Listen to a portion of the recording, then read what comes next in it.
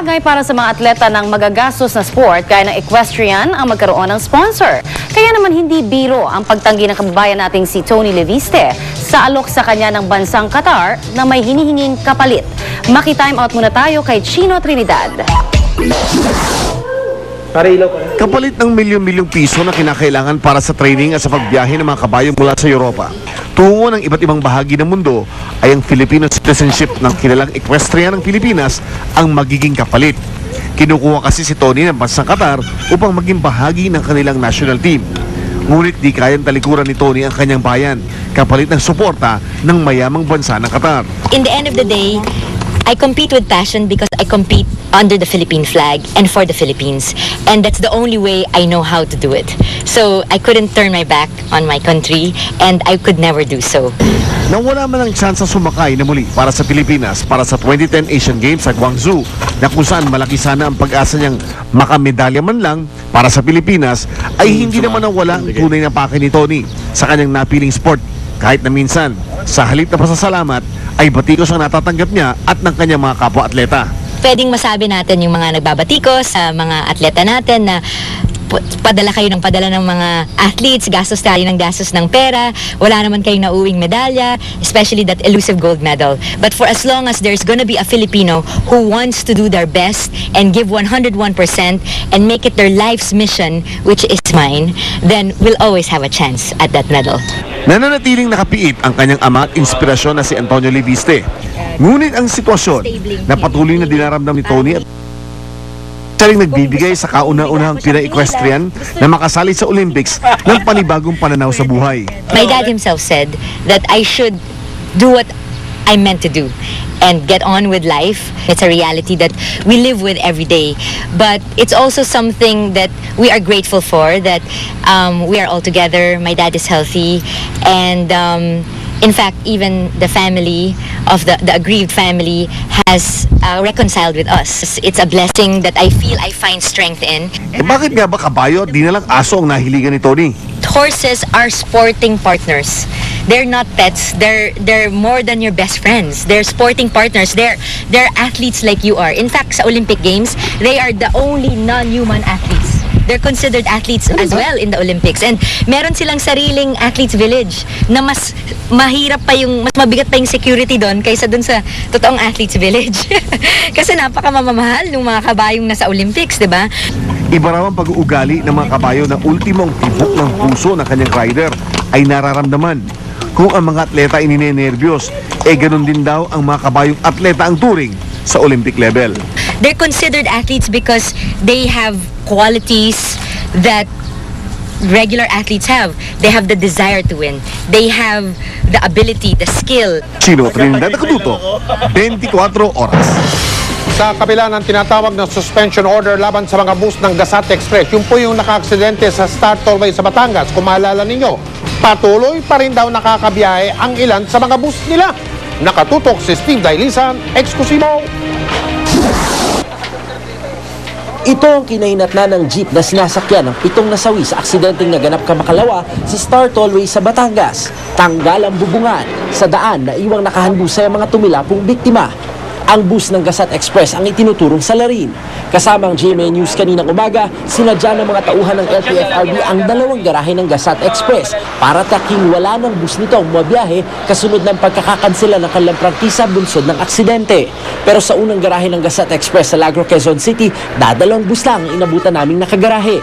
Sa mas malaking garahe sa San Jose del Monte, Bulacan, pawang mga sira at di na gumaganang busang naroon. Di rin daw pumasok ang mga driver kaya mga empleyado lang sa opisina ang natira. Gayunman sa bilang ng LTFRB, kulang ang dapat sanay 17 bus na kabilang sa prangkisang kinansela.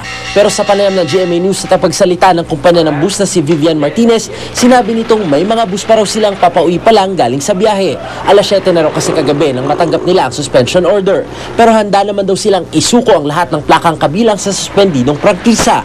Meron pong mga ilan na ngayon pa lang po pauwi. So, kaya po yung iba, kukumpletin namin at nandiyan naman po sa garahe namin na makikita po talaga na hindi po tumatakbo. Yung iba naman po, nakarehab naman po talaga. Actually, sir, yung 17 units na yan, hindi naman po lahat is running. Inamin din ng Gazette Express na walang special permit ang naaksidenteng bus sa Star Tollway. Nagahol daw sila sa pagkuha nito dahil sa dami ng pasahero. Limitado lang din daw ang pinagkaloob ng LTFRB. Kasi 20% lang po ang ibinibigay po nila. Sa 20% po na yun is 3 units lang po ang pwede po nilang maibigay. Nangailangan lang po talaga ng additional unit para po makapagsilbi lang po doon sa ruta po ng tinatakbuhan po namin doon.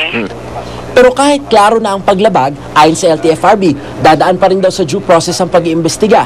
Aminado rin ang ahensya na kulang sila sa tao para manghuli ng mga kolorum.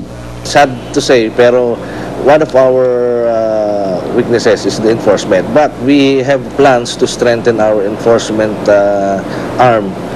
Sa LTFRB na mismo nang galing, sa dinami-dami ng mga bus na nasangkot sa aksidente, ni isa wala pang napapatawan ng tuluyang kanselasyon sa prangkisa. Kaya naman hindi na nagtataka ang National Council for Commuter Protection kung bakit patuloy pa rin ang malalagim na aksidente. Ang hamon nila ngayon sa LTFRB, patunayan na may ngipin ang kanilang ahensya.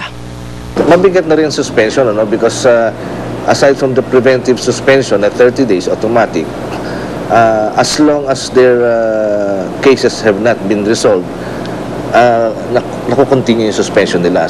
Pag mga nakakaraang panahon ay nakaligtas yung iba, kailangan paipakita na iba na ang ating panahon. Kailangan paipakita ang disiplina at pagrespeto sa batas. Bukas dadayo sa Batangas ang NCCP o National Council for Commuter Protection kasama ang mga automotive expert para makatulong sa investigasyon at para malaman kung ano ang tunay na sanhi ng aksidenteng kumitil sa 7 buhay. Steve Delisa, Nakatutok, 24 Oras. Samantala, nananatiling balot ng pigati ang pamilyang namatayan ng 7 kaanak sa aksidenteng yan sa Star Tollway sa Batangas. Hanggang ngayon, wala pa hong kasong naisasampa laban sa driver ng bus na naka-aksidente. Nakatutok si Claire Delphine live mula sa lungsod ng Batangas. Claire?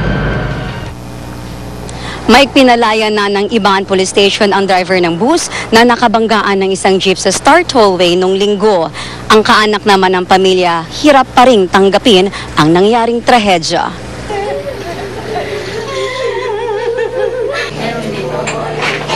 Kulang ang salita para ilarawan ang hinagpis ni Imelda Festijo nang masilayan ang mga nakahilerang kabaong ng mga mahal sa buhay. Kagagaling lang niya sa ibang bansa kaninang umaga, sana nga raw bangungot lang ang nangyari. Hindi niya raw matanggap na wala na ang asawa't 2 anak na tanging inspirasyon niya sa pagtatrabaho bilang domestic helper sa Singapore. 2 taong gulang si Lawrence, 12 naman si Jarmil. Sinabi nila may aksidente, tapos nung tumawag ako, sabi nila wala na yung asawa ko, wala na yung anak ko. Masakit man para sa pamilya Festijo ang nangyari, di nila pinigil ang paglayan ng driver ng bus na si Aurelio Doctora mula sa Ibaan Police Station. 36 hours. Ayon sa pulisya, tapos na kasi ang 36-hour reglementary period para sa custodial investigation. At sa loob ng panahong ito, wala raw na isang pangkaso ang pamilya laban sa driver, kaya obligado raw ang pulisya na palayain si Mang Aurelio. Kung hindi, ang mga pulis naman daw ang mananagot sa illegal detention charges na maaaring isampa laban sa kanila. Masayamang nakalaya si Doktora, lubos naman daw ang kanyang pagsisisi. Sana patawarin lang ako dahil hindi ko naman ginusto yung po nangyayari. Pinagsisihan po talaga dahil kasi may pamilya rin ako po, may mga anak din ako. Eh kung sa akin mangyari, di masakit din. Sinabihan ko na rin ang bus company na Gasat na sana may sarili din silang internal rules kung paano i-disiplina. Otherwise, lagi silang haharap sa ganito mga usapin. Ayon sa pulisya, sa inisyal na negosasyon sa pagitan ng Gasat Express at ng pamilya ng mga biktima, na pagkasunduan daw na settle o aaregluhin na lang ang kaso. Yun na po. Mike, ang 4 na sugatan ay nanatili pa sa ospital kung saan ang 2 ay nasa intensive care unit pa. Kanina ay binisita naman ni Batangas Governor Vilma Santos ang burol ng 7 biktima. Sa Sabado na rin nakatakdang ilibing ang mga ito. Mike? Maraming salamat, Claire Delphine.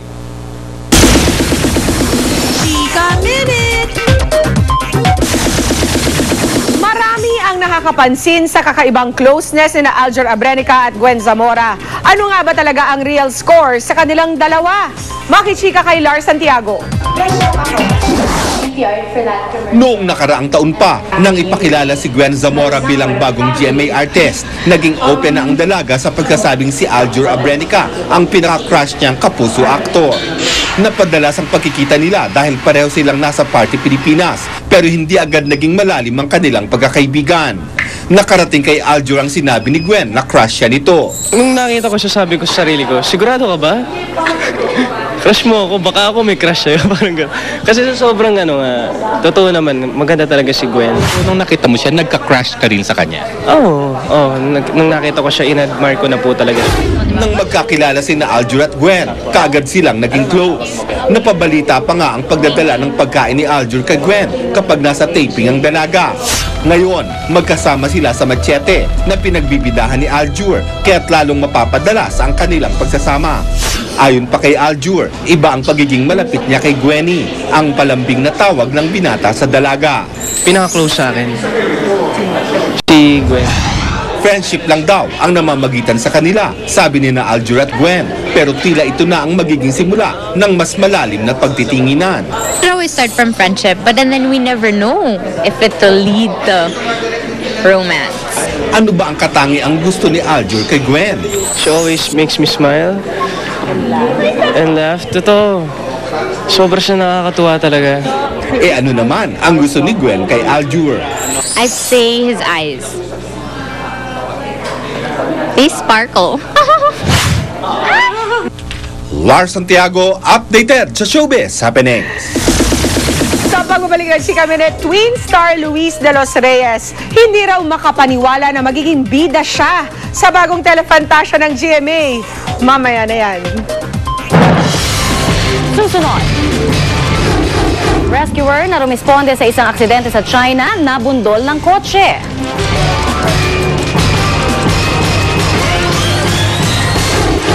Senador Antonio Trillanes IV mag-a-apply daw sa amnesty program ng gobyerno.